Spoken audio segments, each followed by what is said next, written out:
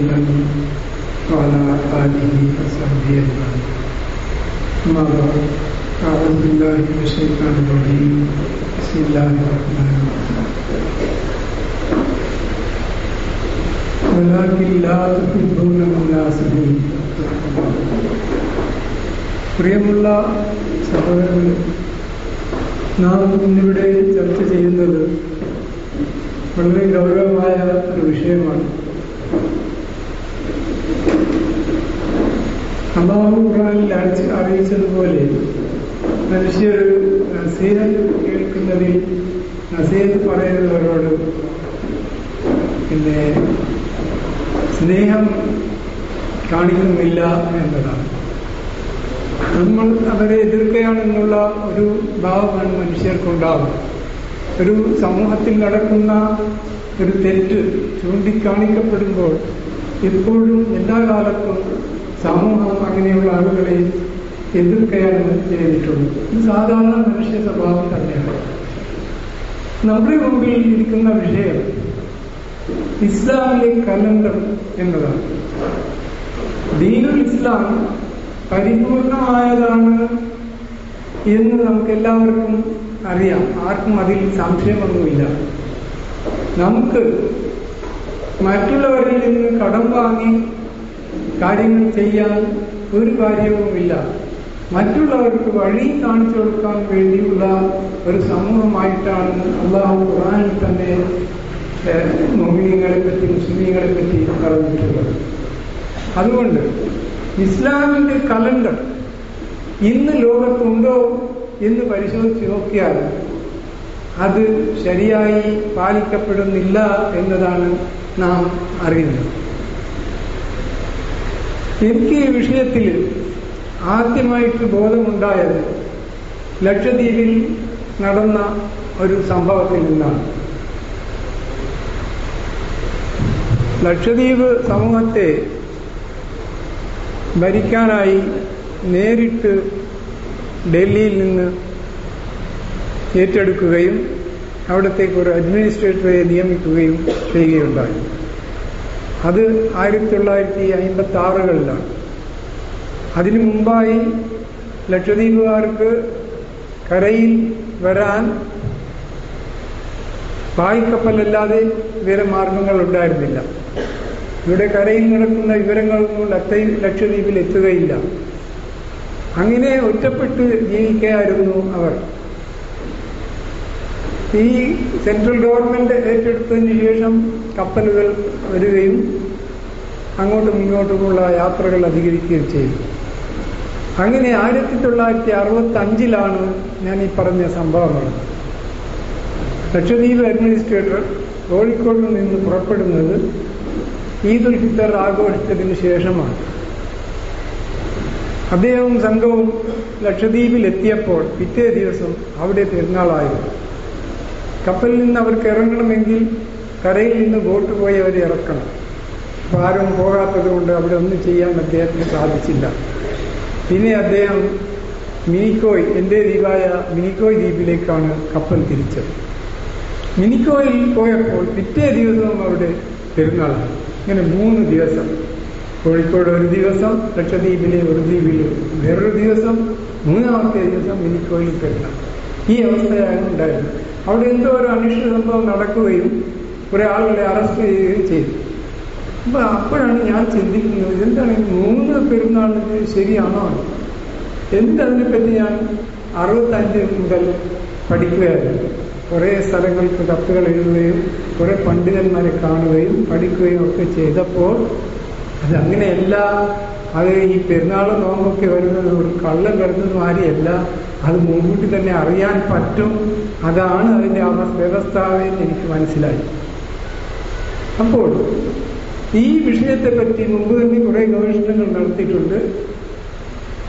ഈ ഇസ്ലാമിക് വോയിസിൽ 67 പണ്ഡിതന്മാർ, വലിയ പണ്ഡിതന്മാർ, മൗലാന അബുൽ ഹസൻ അലി നദ്വി അടക്കമുള്ള വലിയ പണ്ഡിതന്മാർ ലക്നൌവിൽ ഒരു മീറ്റിംഗ് ചേരുകയും അവർ തീരുമാനിക്കുകയും ചെയ്തതായ റിപ്പോർട്ട് 1999 ഇസ്ലാമിക് വോയിസ് പ്രസിദ്ധീകരിച്ചിരുന്നു. അത് മൗലാന ഷിഹാബുദ്ദീൻ നദ്വി അവർ എഴുതിയ ഒരു ലേഖനമാണ്. അതിൽ അദ്ദേഹം പറയുന്നത്, ഈ 10 പണ്ഡിതന്മാർ, അബുൽ ഹസൻ നദ്വി പോലെയുള്ള വലിയ വലിയ പണ്ഡിതന്മാരടക്കം അവരൊരു യോഗം ചേരുകയും ഇന്ത്യ ഭൂഖണ്ഡത്തിൽ ഒരു ദിവസം മാത്രമേ പെരുന്നാളാക്കാൻ പാടുള്ളൂ ശരീഅത്തിന്റെ അടിസ്ഥാനത്തിൽ, അതാണ് വേണ്ടതെന്ന് പറഞ്ഞുകൊണ്ടാണ് തീരുമാനം. പക്ഷേ എന്തോ കാരണവശാൽ ഇപ്പോഴും ഇന്ത്യയിലും മറ്റു പല സ്ഥലങ്ങളിലും ലോകത്ത് 3 പെരുന്നാൾ നിൽക്കുന്നതായിട്ടാണ് നമ്മൾ കണ്ടുവരുന്നത്. കഴിഞ്ഞ പെരുന്നാൾ ലക്ഷദ്വീപിൽ 65 നടന്ന സംഭവമാണ്. ഞാൻ കഴിഞ്ഞ ഈദുൽ അദ്ഹായിൽ ലക്ഷദ്വീപിൽ ഉണ്ടായിരുന്നു. അവിടെ ആഗത്തി ദ്വീപുകാർ വെള്ളിയാഴ്ച പെരുന്നാൾ ആചരിച്ചപ്പോൾ മറ്റ് പല ദ്വീപുകളിലും ശനിയാഴ്ചയായിരുന്നു പെരുന്നാൾ. ഇവിടെ ഈ വിരോധാഭാസം ഇങ്ങനെ സംഭവിക്കുന്നു എന്ന് ചോദിച്ചാൽ ആർക്കും ഇതിൽ ഉത്തരമില്ല. ഹിലാല് കണ്ടു, ഹിലാല് കണ്ടില്ല എന്നൊക്കെ പറഞ്ഞിട്ടാണ് ഈദ് നടത്തുന്നത്. ഞാനിത് പഠിച്ചു നോക്കിയപ്പോൾ കേരളത്തിൽ ഹിലാൽ കണ്ടു എന്ന് പറയുന്ന ദിവസം ഹിലാൽ കാണുകയില്ല. നമുക്കറിയാം, സൂര്യന് മുമ്പേ ചന്ദ്രൻ അസ്തമിച്ചു പോയിട്ടുണ്ടെങ്കിൽ തീർച്ചയായിട്ടും ഹിലാൽ കാണുകയില്ല, എല്ലാവർക്കും അറിയുന്നതാണ്. പിന്നെ നമ്മളെ ഈ കാലഘട്ടത്തിൽ ഈ സൂര്യചന്ദ്രന്മാരുടെ അസ്തമനത്തിന്റെ കണക്ക് ചെറിയ കുട്ടികൾക്ക് പോലും നോക്കാൻ പറ്റും. ഇത് കമ്പ്യൂട്ടറിൽ പ്രോഗ്രാമുണ്ട്. ദിവസവും സ്ഥലവും പറഞ്ഞു കഴിഞ്ഞാൽ കമ്പ്യൂട്ടർ പറയും സൂര്യൻ ഇത്ര മണിക്ക് അസ്തമിക്കുന്നു, ചന്ദ്രൻ ഇത്ര മണിക്ക് അസ്തമിക്കുന്നു. ഇത് യാതൊരു പ്രശ്നമുള്ള കാര്യമല്ല. അപ്പൊ പിന്നെ ഇവരെങ്ങനെയാണ് ഇത് കാണുന്നത്? എന്തോ തോന്നിയിട്ട് ആരോ പറഞ്ഞു, ഇത് ശരിക്ക് പരിശോധിക്കാതെ കാര്യങ്ങൾ ചെയ്തു എന്നതാണ് നമുക്കിപ്പോൾ തെളിയുന്നത്. ഇതിന് തെളിവുണ്ട്. ഒരു 40 വർഷത്തിന്റെ കലണ്ടർ തന്നെ നമ്മളെ കയ്യിൽ കേരള ഹിലാൽ കമ്മിറ്റിക്കാരുണ്ട്. എപ്പോഴും കാണാതെ തന്നെയാണ് ചെയ്തിട്ടുള്ളത്. അപ്പൊ പിന്നെ ഈ കാണലാണോ ഇത്ര വലിയ പ്രധാനമുള്ള കാരണം എന്ന് നോക്കുമ്പോൾ ഞാൻ കുറെ പരിശോധിച്ച് നോക്കിയിട്ടുണ്ട്. എത്രയോ കാലം ഞാൻ ഇതിന് പിന്നിൽ, ഹിലാലിന് പിന്നിലാണ്. എനിക്ക് വിശ്വസിക്കാൻ പറ്റുന്നില്ല റസൂലുള്ളാഹി സ്വല്ലല്ലാഹു അലൈഹി വസല്ലം ഇത് കണ്ടിട്ട് മാസം തുടങ്ങാൻ പറഞ്ഞിട്ടുണ്ടാവോ അല്ല ചെയ്തിട്ടുണ്ടോ എന്ന്. കാരണം എന്താന്ന് വെച്ചാൽ നിങ്ങൾ തന്നെ വായിച്ചു നോക്കിയാൽ അറിയാത്ത തഫ്സീറുകൾ എഴുതി വെച്ചിട്ടുണ്ട്. ഹിലാൽ കാണുന്നത് മാസത്തിന്റെ ആദ്യത്തെ ദിവസത്തിലാണ് എന്ന്. ഈ ആദ്യത്തെ ദിവസം കാണുന്നത് കണ്ടതിന് ശേഷം നമ്മൾ നോമ്പോ പെരുന്നാളോ ആചരിക്കാൻ നിന്നാൽ ഒരു കാലത്തും എന്ത് ചെയ്യാൻ പറ്റില്ല. റമദാൻ 1 നമ്മൾ നോമ്പ് നോക്കില്ല, ശവ്വാൽ 1 നമ്മൾ പെരുന്നാൾ ആചരിക്കുകയും ചെയ്യില്ല. ഇതൊരു വലിയ സംഭവമാണ്. അപ്പോൾ നമ്മൾ എന്ത് ചെയ്തു എന്ന് പറഞ്ഞാൽ ഇത് പരിശോധിച്ചു. കുറെ ഡേറ്റ നമ്മൾ കളക്ട് ചെയ്തു. പല സ്ഥലത്ത് പെരുന്നാൾ എങ്ങനെ നടക്കുന്നു എന്ന് നോക്കിയപ്പോൾ ഇപ്പോൾ 3 പെരുന്നാൾ നിൽക്കുന്നുണ്ട്, പല സ്ഥലത്ത് 3 ഇങ്ങനെ വരുന്നുണ്ട്. ഇത് ശരിയാണോ എന്ന് നോക്കുമ്പോൾ ഇതിന് ശരിയായ ഉത്തരം കിട്ടുന്നില്ല. പണ്ഡിതന്മാരെല്ലാവരും പറഞ്ഞിരിക്കുന്നത് പെരുന്നാൾ ഒരു ദിവസത്തിലാവണമെന്നാണ്. കാരണം ഒരു കൂട്ടക്കാര് പെരുന്നാൾ ആചരിക്കുന്ന സമയത്ത് മറ്റൊരു കൂട്ടക്കാര് നോമ്പ് പിടിക്കുന്ന ഹറാമാണ്. റസൂലുള്ളാഹി സ്വല്ലല്ലാഹു അലൈഹി വസല്ലം മദീന പട്ടണത്തിൽ ഈ കാര്യം ഓരോ തെരുവിലും അറിയിക്കാൻ പറഞ്ഞിരുന്നു. പെരുന്നാളിന്റെ ദിവസം നോമ്പ് പിടിച്ച് പട്ടിണി കിടക്കുന്നവൻ നമ്മളിപ്പോഴല്ല. അപ്പൊ നമ്മളിപ്പോ ചിന്തിച്ചു നോക്കേണ്ടത്, ഇത് ഒരു പട്ടണത്തിലും പറ്റൂല. മദീന പട്ടണത്തിൽ പറ്റൂല്ലെങ്കിൽ ഒരു പട്ടണത്തിലും ഈ സമ്പ്രദായം പറ്റൂല. ഒരു കൂട്ടം പെരുന്നാൾ ആചരിക്കാം, മറ്റൊരു കൂട്ടം നോമ്പ് പിടിക്കാം. ഇത് ഒന്നിച്ചു പോകുന്ന കാര്യമല്ല. ഇത് തെറ്റാണ്. ഇത് വളരെ സിമ്പിളാണ്. പക്ഷെ എന്നിട്ടും എന്താണ്, ഇപ്പോഴും അങ്ങനെ തന്നെയാണ് നടന്നുകൊണ്ടേയിരിക്കുന്നത്. എന്തുകൊണ്ടാണ് നമ്മൾ അതിനെപ്പറ്റി ചിന്തിക്കാത്തത്? ഈ കലണ്ടറിനെ പറ്റി എന്താണ് നമ്മൾ ചിന്തിക്കാത്തത് എന്ന് ഇത് വലിയൊരു ഇബ്ലീസിന്റെ പണി തന്നെയാണ് നമ്മൾ പറയുന്നത്. ഇപ്പോൾ നിങ്ങൾ തന്നെ പത്രങ്ങൾ നോക്കിയാൽ ഒരേ സ്ഥലത്ത് നിന്ന് പുറപ്പെടുന്ന പത്രങ്ങളിൽ തന്നെ ഈ ഹിജ്റ തീയതി പല മാതിരിയാണ്. അതെന്തുകൊണ്ടുണ്ടാകുന്നു?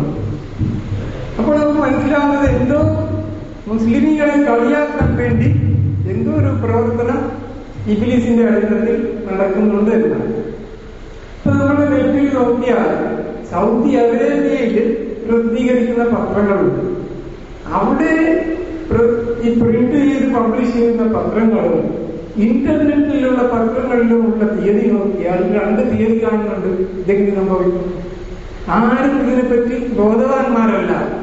കാരണം എന്താന്ന് വെച്ചാൽ ഇവിടെ നമ്മളെ കാര്യങ്ങൾ ചെയ്യുന്നതിന് ഇംഗ്ലീഷുകാർ വന്ന സമയത്ത് അവരുടെ കലണ്ടർ ഇവിടെ നടപ്പിലാക്കി. അപ്പോഴെന്തായി, നമുക്ക് ഖുർആനിൽ പറഞ്ഞതും റസൂലുള്ളാഹി സ്വല്ലല്ലാഹു അലൈഹി വസല്ലം പഠിപ്പിച്ചതുമായ ഈ ഇസ്ലാമിക കലണ്ടർ, ഹിജ്റ കലണ്ടർ, ഉമർ റളിയല്ലാഹു അൻഹുവിന്റെ കാലത്ത് നടപ്പിലാക്കിയ ഹിജ്റ കലണ്ടർ ഇപ്പോൾ ശരിയായ രീതിയിൽ ഇവിടെ നടപ്പിലില്ല. അപ്പൊ ഇതിന് ഉത്തരവാദി ആരാന്ന് ചോദിച്ചാൽ പണ്ഡിതന്മാർ തന്നെയാണ്. പണ്ഡിതന്മാർ എന്താണ് ചെയ്യുന്നതെന്ന് വെച്ചാൽ ഈ കലണ്ടർ അവരുടെ അധീനത്തിലേക്ക് എടുക്കണം. അവര് എല്ലാവരും സംഘടിച്ച് കലണ്ടർ പരിശോധിക്കുകയും ഈ കലണ്ടർ നമ്മുടെ അനുവാദം കൂടാതെ ആരും പ്രസിദ്ധീകരിക്കാൻ പാടില്ല എന്ന് നിയമം കൊണ്ടുവരികയും വേണം. എന്നാൽ ആ കലണ്ടർ ശരിയായി പഠിക്കുകയും ആലിമ്യങ്ങളുടെ മുന്നിൽ അത് അവതരിപ്പിക്കപ്പെടുകയും പ്രസിദ്ധീകരിക്കപ്പെടുകയും ചെയ്യും. ഇതിപ്പോ ചെയ്യേണ്ടത് ആരാണ് എന്ന് നോക്കുമ്പോൾ ഇതാണ് വലിയ അത്ഭുതം. അബ്ദുള്ള അടിയാർ എന്ന് പറഞ്ഞ ഒരു മഹാനുണ്ടായിരുന്നു. അദ്ദേഹത്തിന് ഞാനൊരു കത്തുക എഴുതുകയുണ്ടായി വളരെ മുമ്പ്. അപ്പൊ അദ്ദേഹം പറഞ്ഞു, നിങ്ങൾ പറയുന്ന ഈ സംഗതി ശരി തന്നെയാണ്, പക്ഷെ പൂച്ചക്ക് മണി കിട്ടുന്നത് ആരാണ്? ഇതാണ്. ഇപ്പൊ സൗദി അറേബ്യയിൽ അവർക്ക് കുറെ പണമുണ്ട്, അവരിതൊന്നും പറഞ്ഞിട്ട് അവരെങ്ങനെ കാര്യങ്ങളൊന്നും നോക്കാണ്ട് സമയം അവർക്കില്ല. ഖിലാഫത്ത് നഷ്ടപ്പെട്ടതോടെ ഈ കലണ്ടർ പോയി. പിന്നെ ഇപ്പോൾ ഇങ്ങനെ ഓരോരുത്തർ ഓരോ ദിവസങ്ങളിൽ പെരുന്നാൾ നോമ്പും ആചരിക്കുന്ന വിരോധാഭാസമാണ് നമ്മൾ കണ്ടത്. അപ്പോൾ ഇവിടെ പറഞ്ഞ പോലെ തന്നെ ഇന്ന് റബീഉൽ അവ്വൽ 3-ാം തീയതിയാണെന്ന് ചന്ദ്രനെ കാണുന്ന ആർക്കും മനസ്സിലാവും. അള്ളാഹു അതിനെ സംവിധാനിച്ചിരിക്കുന്നത് വളരെ ലളിതമായ രീതിയിൽ. അതിനെ കണ്ടാൽ യാതൊരു വിദ്യാഭ്യാസവും ഇല്ലാത്ത മനുഷ്യനും ഇത് 3-ഓ 2-ഓ 4-ഓ എന്നൊക്കെ മനസ്സിലാക്കാൻ പറ്റാവുന്ന രീതിയിലാണ്. ഇതിന് വിദ്യാഭ്യാസമൊന്നും ആവശ്യമില്ല. ചന്ദ്രൻ ചെറുതാവുകയും വലുതാവുകയും അങ്ങനെ അത് എപ്പോഴും മാറിക്കൊണ്ടിരിക്കുകയും ചെയ്യുന്നു. ഇതിനെ പറ്റിയാണ് റസൂലുള്ളാഹി സ്വല്ലല്ലാഹു അലൈഹി വസല്ലമയോട് ജനങ്ങൾ അന്ന് ചോദിച്ചത്. അതാണ് ഇപ്പോൾ ആദ്യം ഇവിടെ ഓതിയ ആയത്തിൽ പറഞ്ഞത്. യസ്അലൂനക അനിൽ അഹില്ല, അവർ ചോദിക്കുകയാണ് അഹില്ലയെ പറ്റി. ഖുൽ ഹിയ മവാഖീതു ലിന്നാസി വൽ ഹജ്ജ്, പറയുക അവർ ജനങ്ങൾക്കും ഹജ്ജിനും തീയതികൾ കാണിക്കുന്നവയാണ്. തീയതികളാണ് ജനങ്ങൾ കാണിക്കുന്നത്. ആ തീയതികളാണ് നമ്മൾ ഉപയോഗിക്കേണ്ടത് എന്നാണ് അവർ വ്യക്തമായി പറഞ്ഞു. തഫ്സീറുകൾ നോക്കിയാൽ, ഇന്ന് തഫ്സീറുകൾ നമുക്ക് വളരെയധികം ഉണ്ട്, അത് നോക്കിയാൽ കാണാം. അതിൽ പറഞ്ഞിരിക്കുന്നത് മനുഷ്യന്റെ എല്ലാ കാര്യങ്ങളും, എല്ലാ വ്യവഹാരങ്ങൾക്കും തീയതികൾ ചന്ദ്രനാണ് കാണിക്കുന്നത്. പക്ഷെ നമ്മൾ ഇന്ന് ഉപയോഗിക്കുന്നത് ഈ ബ്രിട്ടീഷുകാർ നടപ്പിലാക്കിയ ഗ്രിഗോറിയൻ കലണ്ടറിന്റെ തീയതികളാണ്. അപ്പൊ ഈ ഗ്രിഗോറിയൻ കലണ്ടറിനെ പറ്റി ചിന്തിച്ചാൽ പണ്ഡിറ്റ് ജവഹർലാൽ നെഹ്റു അദ്ദേഹം 1954 ഇന്ത്യയിലെ കലണ്ടർ കമ്മീഷന് ഒരു കത്ത് എഴുതുകയുണ്ടായി. ആ കത്ത് ഹിന്ദുവിൽ ഈ 50 വർഷത്തിന് മുമ്പ് എന്നുള്ള കോളമുണ്ട്, അതിൽ അവർ പ്രസിദ്ധീകരിച്ചിരുന്നു. അതിൽ അദ്ദേഹം പറയുന്നത്, ഇന്ത്യക്ക് സ്വാതന്ത്ര്യം കിട്ടി, നമ്മളിപ്പോൾ ബ്രിട്ടീഷുകാരുടെ അടിമകളല്ല, സ്വതന്ത്രരാണ്, നമുക്ക് സ്വതന്ത്രമായ ഇന്ത്യയുണ്ട്. ഇന്ത്യയിൽ നോക്കിയാൽ ഇന്ത്യയിൽ പല കലണ്ടറുകൾ ഉണ്ട്, 30ഓളം കലണ്ടറുകൾ ഇവിടെ കാണുന്നുണ്ട്. ഓരോ ഭാഷക്കാർക്കും അവരുടേതായ കലണ്ടറുണ്ട്, ഓരോ സമൂഹങ്ങൾക്കും കലണ്ടറുണ്ട്. പക്ഷെ ഈ കലണ്ടറുകളൊന്നും ശരിയല്ല, തൃപ്തികരമല്ല, ഇതൊന്നും നമുക്ക് ഉപയോഗിക്കാൻ പറ്റില്ല. പിന്നെ ലോകം ഇന്ന് അംഗീകരിച്ചിരിക്കുന്ന ഈ ഗ്രിഗോറിയൻ കലണ്ടർ തന്നെ എത്രയോ പോരായ്മകളും എത്രയോ തെറ്റുകളും ഉള്ളതാണ്. പക്ഷെ ഇത് ലോകം അംഗീകരിച്ചത് കൊണ്ട് നമ്മൾ ഉപയോഗിക്കുന്നല്ലാതെ ഇത് നമ്മളെ രാജ്യത്തിന് പറ്റിയതല്ല. നിങ്ങൾ ഈ കലണ്ടർ കമ്മീഷൻ ശരിയായ ഒരു കലണ്ടർ ഇന്ത്യക്ക് വേണ്ടി കണ്ടുപിടിക്കണം എന്ന് പറഞ്ഞുകൊണ്ടാണ് അദ്ദേഹം ആഹ്വാനം ചെയ്തിട്ടുള്ളത്. അപ്പോൾ ശരിയായ കലണ്ടർ ഏതാണെന്ന് നോക്കിയാൽ ഒരിക്കലും മാറ്റം വരാത്ത തീയതികളും ദിവസങ്ങളും ഒന്നിച്ചു പോകുന്ന ഒരു കലണ്ടർ ഭൂമിയിലുണ്ടെങ്കിൽ അത് ഈ ചന്ദ്രമാന കലണ്ടർ മാത്രമേ ഉള്ളൂ. അള്ളാഹു പറയുന്ന സത്യം തന്നെയാണ് സത്യം. അതുകൊണ്ട് നമ്മൾ എന്താ വേണ്ടതെന്ന് വെച്ചാൽ, നമ്മൾ ഈ നഷ്ടപ്പെട്ട ഈ കലണ്ടർ ലോകത്ത് സ്ഥാപിക്കുവാനായി പണിയെടുക്കേണ്ടതുണ്ട്. നമുക്ക് ഇന്ത്യയിൽ പൂർണ്ണമായ സ്വാതന്ത്ര്യമുണ്ട്. ഇതിനെപ്പറ്റി പറയാനോ ഇതിനെപ്പറ്റി പഠിപ്പിക്കുവാനോ ഇത് പ്രചരിപ്പിക്കുവാനോ ഇവിടെ ഗവൺമെന്റിന്റെ സഹായം കൂടി കിട്ടും. മറ്റു നാടുകളിൽ അങ്ങനെയല്ല. മുസ്ലിം രാഷ്ട്രങ്ങളിൽ അതിന് സമ്മതമില്ല. ഇപ്പൊ പാകിസ്ഥാൻ എന്ന് പറഞ്ഞാൽ ഒരു ഇസ്ലാമിക രാഷ്ട്രമാണ്. അവിടെ എത്ര വലിയ വലിയ പണ്ഡിതന്മാരുണ്ട് എല്ലാവരും. പക്ഷെ അവിടെ എന്താ നടക്കുന്നത് വെച്ചാൽ ഇന്ന് റബീഉൽ അവ്വൽ 1 നിങ്ങൾക്ക് തങ്ങളുടെ ഉണ്ടാകാറിയാവുന്നൊന്നല്ല. ഇനി ഇതെന്താ തിരുത്താത്തത് എന്നാണ് ഇവിടെ ചോദ്യമുള്ളത്. ഇങ്ങനെ തെറ്റിക്കൊണ്ടുപോയി പല തീയതികളിലായി നമ്മൾ നമ്മളുടെ ആചാരങ്ങളെ തെറ്റിച്ച് ചെയ്യുന്നത് കൊണ്ട് മുസ്ലിം സമൂഹത്തിന് ഒരു ദിവസത്തിന് ഒരു തീയതി എന്ന കോൺസെപ്റ്റ് മുഴുവൻ നഷ്ടപ്പെട്ടിരിക്കുകയാണ്. എവിടെയും ഇതിനെപ്പറ്റി ജനങ്ങൾക്കൊരു ബോധമില്ല. എല്ലാം ഗഫ്ലത്തിൽ ജീവിക്കുന്ന മാതിരിയാണ് കാണുന്നത്.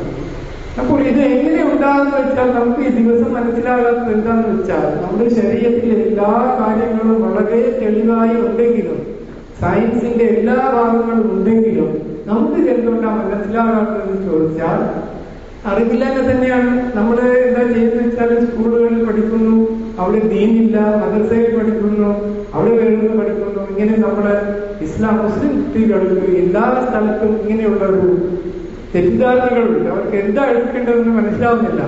കാരണം പള്ളി മദ്രസയിൽ പഠിപ്പിക്കുന്നതും സ്കൂളിൽ പഠിപ്പിക്കുന്നതും 2 തരത്തിലുള്ള വിദ്യകളാണ്. അത് രണ്ടായി നിൽക്കുന്ന കാലത്തോളം ഈ കുട്ടികളിൽ ഏതായാലും അഭിപ്രായ വ്യത്യാസം ഉണ്ടായിക്കൊണ്ടിരിക്കും. അവർക്ക് ഏതാണ് അംഗീകരിക്കേണ്ടത് മനസ്സിലാവുന്നത്. അപ്പൊ ഇവിടെ എന്താണെന്ന് വെച്ചാൽ നമുക്കിപ്പോ ഭൂമി എന്ന് പറഞ്ഞാൽ ഒരു ഗോളമാണ്. ഈ ഗോളത്തിന്റെ ഒരു ഭാഗത്ത് സൂര്യപ്രകാശം പതിയുന്നു, മറ്റേ ഭാഗത്ത് ഇരുട്ടാണ്. അങ്ങനെ രാത്രിയും പകലും ഈ ഭൂമി കറങ്ങുമ്പോൾ ഇങ്ങനെ ദിനരാത്രങ്ങൾ മാറുന്നു. അപ്പൊ ഇതിനെ അളക്കുന്നത് എങ്ങനെ? ഇതിന് വളരെ ലളിതമായ മാർഗങ്ങൾ അല്ലാഹു നമ്മളെ പഠിപ്പിച്ചിട്ടുണ്ട്. ഇനി നമ്മൾ കാബയിൽ പോയി തവാഫ് ചെയ്യുന്നതിൽ ഇത് എങ്ങനെ അളക്കണം എന്നുള്ള എല്ലാ ജിയോമെട്രിയും അതിനകത്ത് അല്ലാഹു അടക്കി വെച്ചിട്ടുണ്ട്. കാബയിൽ അവർ പോയാൽ നമ്മൾ അതിന് തവാഫ് ചെയ്യണം. തവാഫ് ചെയ്യുന്നതിന് എല്ലാവർക്കും ഒരു പോയിന്റാണുള്ളത്. 4 മൂല ഉണ്ടെങ്കിലും ഏത് മൂലയിൽ തുടങ്ങിയാലും തവാഫ് ശരിയാവില്ല. എല്ലാവരും ലോകത്തും നാനാഭാഗത്ത് നിൽക്കുന്ന ആളുകളും തുടങ്ങേണ്ടതും അവസാനിപ്പിക്കുന്നതും ആ ഹജ്ജുൽ അസ്വദിന്റെ നേരെ വന്നിട്ടാണ്. അതെല്ലാവർക്കും ഒരു കോമൺ പോയിന്റ് ഉണ്ട്. അതേമാതിരിയാണ് ഈ ഭൂമിയുടെ ചുറ്റ് കണക്കാക്കാൻ വേണ്ടി എല്ലാ ആളുകൾക്കും ഒരു കോമൺ പോയിന്റ് വേണം. എല്ലാ നാട്ടിലും നമുക്ക് ഉച്ച അളക്കാമെങ്കിലും എല്ലാവർക്കും ഒരു ഉച്ചമുള്ള ഒരു മാറ്റമുള്ള ഒരു സ്ഥലം ഭൂമിയിൽ ആവശ്യമാണ്. അത് പണ്ട് കാലത്ത് അറിയില്ല. അമേരിക്ക ഉണ്ട് എന്നുള്ളത് പണ്ടുള്ളവർ അറിഞ്ഞിരുന്നില്ല. അന്നത്തെ ലോകം ആഫ്രിക്കയിലെ പടിഞ്ഞാറ് തീരത്ത് നിന്ന് വന്ന് പിന്നെ കിഴക്കേ തീരം, അതായത് റഷ്യ, ജപ്പാൻ, ഈ സ്ഥലങ്ങളിൽ, ചൈന, ആ സ്ഥലം വരെയായിരുന്നു ആദ്യത്തെ ഭൂമി. മറ്റേ ഭാഗത്ത് ആളുണ്ടോ എന്ന് ആർക്കും അറിയില്ല. അവർക്ക് നമ്മളെ പറ്റിയും അറിയില്ല, നമുക്ക് അവരെ പറ്റിയും അറിയില്ല. 1400-500കളിലാണ് ഇത് കണ്ടുപിടിക്കപ്പെടുന്നത്. അതിനുശേഷമാണ് ഇങ്ങനെ ഈ മാറ്റ രേഖ ഭൂമിയിൽ വേണമെന്ന് ശാസ്ത്രലോകം കണ്ടെത്തിയത്. അതിന് എത്രയോ മുമ്പ് 12ാം നൂറ്റാണ്ടിൽ തന്നെ മുസ്ലിം ശാസ്ത്രജ്ഞന്മാർ, നാവിക ശാസ്ത്രജ്ഞന്മാർ ഇങ്ങനെ ഒരു രേഖ ഇന്ന സ്ഥലത്ത് വേണം എന്നുള്ളത് അവര് അറബിയിൽ എഴുതിയിട്ടുണ്ടായിരുന്നു. പിന്നീട് ഈ ഗവേഷണം ചെയ്തവര് ആ രേഖകളൊന്നും അറബിയിലുള്ളത് കൊണ്ട് കണ്ടിട്ടില്ല. അവര് കാണാതെ തന്നെയാണ് ശരിയായ ഇസ്ലാമിക ശരീഅത്തിന്റെ അടിസ്ഥാനത്തിൽ തന്നെ ഈ രേഖ നിർണയിച്ചത്. അത് എങ്ങനെയെന്ന് ചോദിച്ചാൽ നമുക്കിപ്പോ ഈ ഭൂമിയുടെ അളവെടുക്കുന്ന സമയം ഉച്ചയാണ്. ആ ഉച്ച സമയത്ത് അല്ലാഹു സുബ്ഹാനഹു വ തആല ദുഹർ നമസ്കരിക്കുവാൻ കൽപ്പിച്ചു. അങ്ങനെ 6 ദിവസം ദുഹർ നമസ്കരിച്ചാൽ 7ാമത്തെ ദിവസം വരുമ്പോൾ ദുഹർ നിൽക്കുകയും ജുമാ തുടങ്ങുകയും ചെയ്യുന്നു. ഇനി ഒരു പള്ളിയിലും ജുമാ അല്ലാതെ ദുഹർ ഉണ്ടാവില്ല. 24 മണിക്കൂർ വരെ ഈ ജുമാ നമസ്കാരമാണ് ലോകത്ത് തുടരുന്നത്. അത് തുടങ്ങുകയും അവസാനിക്കുകയും ചെയ്യുന്നത് ഈ ആളില്ലാത്ത സ്ഥലത്താണ്.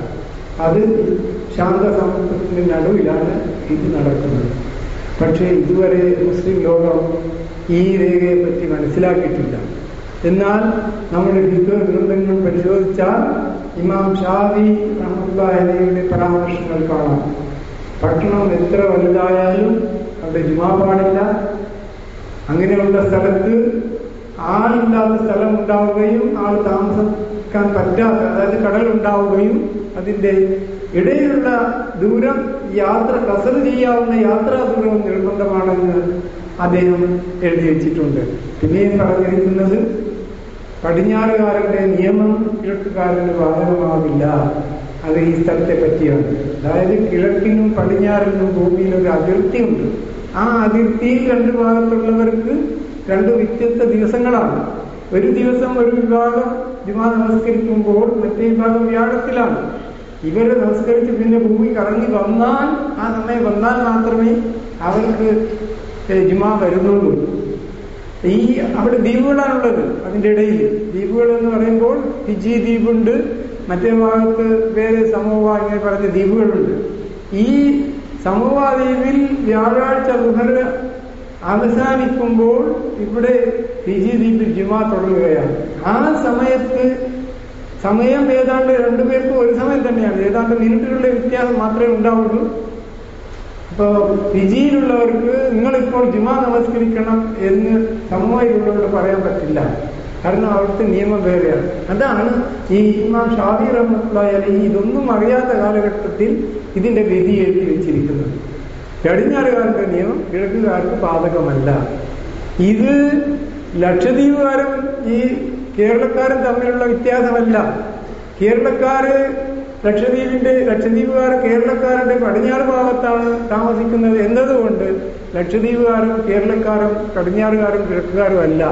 നമ്മൾ എല്ലാവരും പടിഞ്ഞാറുകാരാണ്. കാരണം നമ്മൾ കാബയിലേക്ക് മുഖമിടാൻ വേണ്ടി തിരിയുന്നത് പടിഞ്ഞാറോട്ട് തിരിയുന്നവർക്കാണ് അഹ്ലുൽ മഗ്രിബ് എന്ന് പറഞ്ഞത്. കിഴക്കോട്ട് തിരിയുന്നവർക്കാണ് അഹ്ലുൽ മശ്രിഖ് എന്ന് ഈ ഭാഷയിൽ പറയുന്നത്.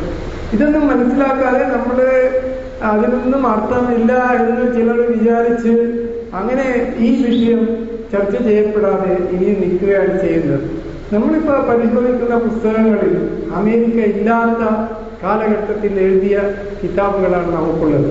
അതിൽ ഇങ്ങനത്തെ നിയമങ്ങൾ പിന്നീട് വന്നവർ ശരിക്കും ചർച്ച ചെയ്യാൻ അവർക്ക് സാധിക്കാത്തത് കൊണ്ട് അത് അങ്ങനെ തന്നെ കിടക്കയല്ലാതെ അത് ചർച്ച ചെയ്യപ്പെട്ടില്ല. അപ്പൊ ഇങ്ങനെ പല പ്രശ്നങ്ങളും ഇപ്പോൾ വന്നുകൊണ്ടിരിക്കുകയാണ്. ഈ ഭൂമിയിലുള്ള അറിവുകളും നമ്മുടെ സൗകര്യങ്ങളും വച്ചപ്പോൾ നമുക്കിപ്പോ എന്താ ആവുന്നത്? നമുക്കറിയാം, എല്ലാവർക്കും മൊബൈലുകൾ. ഞാൻ പറഞ്ഞൊരു സംഭവം ലക്ഷദ്വീപിൽ നടന്നപ്പോൾ ഇങ്ങനെ മൊബൈലുകളൊന്നും ഉണ്ടായിരുന്നില്ല. കമ്മ്യൂണിക്കേഷൻ വളരെ കുറവായിരുന്നു. നിങ്ങൾ ചിലപ്പോൾ ആശ്ചര്യപ്പെടാം. ഈ 1947 നമുക്ക് സ്വാതന്ത്ര്യം കിട്ടിയത്. ഈ സ്വാതന്ത്ര്യം കിട്ടിയ വിവരം ലക്ഷദ്വീപുകാർ അറിഞ്ഞത് 3 മാസം കഴിഞ്ഞിട്ടാണ്. അപ്പൊ ആലോചിച്ചു, ഈ ഇത്രയും ചെറിയ ഒരു കാലഘട്ടത്തിൽ എത്ര അധികം പെട്ടെന്ന് അറിവ് വളർന്നിട്ടുണ്ട് എന്ന് നമുക്ക് മനസ്സിലാക്കാം. എത്രയോ കാലം വരെ മനുഷ്യർ അതേ ലെവലിൽ നിന്നിട്ട് ഇപ്പൊ നമ്മുടെ കാലഘട്ടത്തിൽ വന്നപ്പോഴാണ് പെട്ടെന്നുള്ള ഇത് ഓരോ ദിവസവും ഈ ടെക്നോളജി അധികരിച്ചു കൊണ്ടുപോയിരിക്കുകയാണ്. ഇതും ഖിയാമത്തിന്റെ അടയാളമാണെന്ന് റസൂൽ സല്ലല്ലാഹു അലൈഹി വസല്ലം പറഞ്ഞിട്ടുണ്ട്. അപ്പൊ ഇങ്ങനെ വരുമ്പോൾ നമ്മുടെ ഈ അറിവ് വർദ്ധിച്ചപ്പോൾ, നമ്മുടെ ഈ ദൂരം കുറഞ്ഞപ്പോൾ പിന്നെ ഇതിന്റെ വ്യത്യാസം പറ്റൂല്ലല്ലോ. അതൊക്കെ ആ കാലഘട്ടത്തിൽ അന്യോന്യം അറിയാതെ ഓരോ സ്ഥലത്തിരുന്നവര് അവരറിയാതെ പെരുന്നാൾ വേറെ ദിവസത്തിലായി പോയത് കൊണ്ട് ഒരു പ്രശ്നം ഉണ്ടാവുന്നില്ല. പക്ഷെ ഇപ്പൊ അങ്ങനെയല്ല. നമ്മളെ ഒരു സ്ഥലത്ത് മറ്റു സ്ഥലത്തേക്ക് വരുന്ന സമയത്ത് 2-3 പെരുന്നാൾ നടക്കുന്നതായിട്ട് കാണുന്നു. ഇതൊരു വിരോധാഭാസമല്ലാതെ ഇത് റസൂലുള്ളാഹി സ്വല്ലല്ലാഹു അലൈഹി വസല്ലം പഠിപ്പിച്ചതോ അള്ളാഹു ഖുർആനിൽ പറഞ്ഞതോ അല്ല എന്ന് നമുക്കറിയാം. ഒരു പണ്ഡിതനും ഇത് ശരിയാണെന്ന് പറയുന്നില്ല. നമുക്ക് ഇമാമിങ്ങളുടെ വിധിയുണ്ട്. ഇമാമികളുടെ എല്ലാവരും 4 ഇമാമികളും ഈ വിഷയത്തിൽ പറഞ്ഞിട്ടുള്ളത് ഈ വിഷയത്തിൽ വിവരം കിട്ടലാണ്. ഈ വിവരം കിട്ടിയാൽ റമദാൻ 1 എല്ലാവരും നോമ്പെടുത്ത് കൊള്ളണം. അതേപോലെ ശവ്വാൽ 1 എല്ലാവരും എന്ത് ചെയ്യണം? പെരുന്നാൾ ആചരിക്കണം. ഇത് വ്യത്യാസപ്പെടാൻ പാടില്ല. അപ്പൊ നോമ്പും പെരുന്നാളും വ്യത്യാസമാകണമെങ്കിൽ എവിടെ വ്യത്യാസം വരും? ആ ജുമായും മുഹറും മാറുന്ന ആ സ്ഥലത്ത് മാത്രമേ വ്യത്യാസപ്പെടാൻ പറ്റുള്ളൂ. വേറെ എവിടെയെങ്കിലും വ്യത്യാസപ്പെടുത്തിയാൽ നമ്മൾ ഒരു കൂട്ടം നോമ്പിൽ ഒരു കൂട്ടം പെരുന്നാളിലും ആയിരിക്കും. അതുകൊണ്ട് ഇത് വിരോധാഭാസമാണ്. ഇതിട്ടുള്ള അറിവുകൾ ഈ വീഡിയോകളിലൂടെയും വേറെ പ്രസംഗങ്ങളിലൂടെ നിങ്ങളോട് പറയുന്നതായിരിക്കും. ഇത് കേട്ടതിന് ശേഷം നിങ്ങൾക്കുണ്ടാകുന്ന സംശയങ്ങൾ ചോദിക്കുകയും മനസ്സിലാക്കുകയും ഇതിനെപ്പറ്റി എന്താ വേണ്ടതെന്ന് നമ്മൾ ഒരു തീരുമാനത്തിലെത്തുകയും വേണം എന്ന് പറഞ്ഞുകൊണ്ട് എന്റെ വാക്കുകൾ ചുരുക്കുകയാണ്.